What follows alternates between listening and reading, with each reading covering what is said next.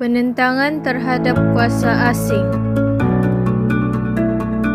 Penentangan dan sebab-sebab penentangan terhadap kuasa asing di Kelantan.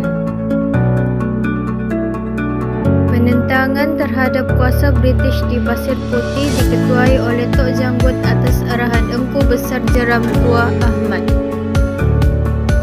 Proses penentangan.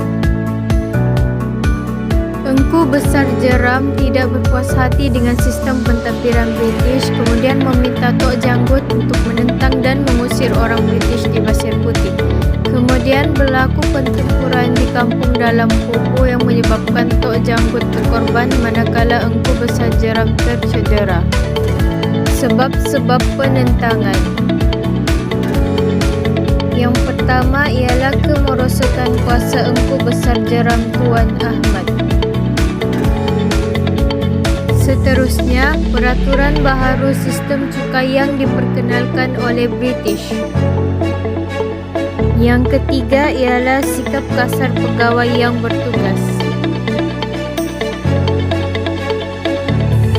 Seterusnya, pelantikan Encik Latif sebagai pegawai daerah Pasir Putih tidak disenangi oleh penduduk. Penentangan dan sebab-sebab penentangan terhadap kuasa asing di Terengganu. British berjaya meluaskan kuasanya di Terengganu melalui perjanjian Bangkok 1909. Peraturan baharu yang diperkenalkan oleh British telah mencabar nilai-nilai masyarakat tempatan. Penentangan. Penentangan yang pertama ialah penentangan 1922.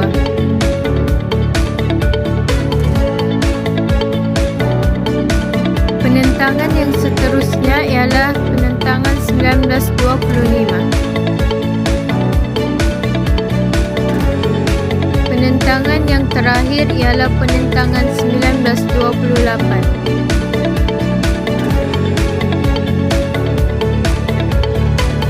Sebab-sebab penentangan.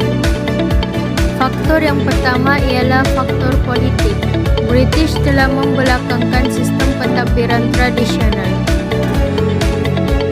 Faktor yang kedua ialah faktor ekonomi.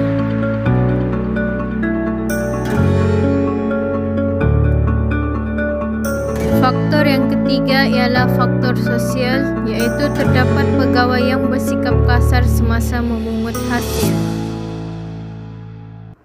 Penentangan dan sebab-sebab penentangan terhadap kuasa asing di Sabah. Kehadiran British mentadbir Sabah mendapat tentangan daripada masyarakat tempatan. Penentangan dan sebab-sebab penentangan. Faktor yang pertama ialah faktor agama.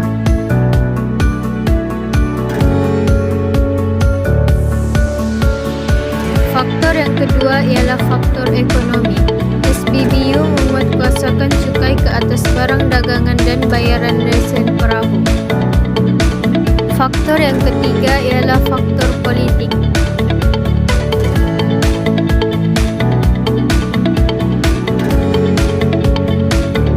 Penentangan dan sebab-sebab penentangan terhadap kuasa asing di Sarawak.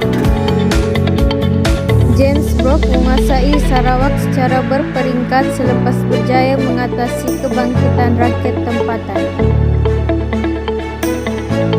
Penentangan dan sebab-sebab penentangan. Penentangan yang pertama ialah penentangan Linggir 1849. Penentangan seterusnya ialah penentangan Sharif Mazahor 1853.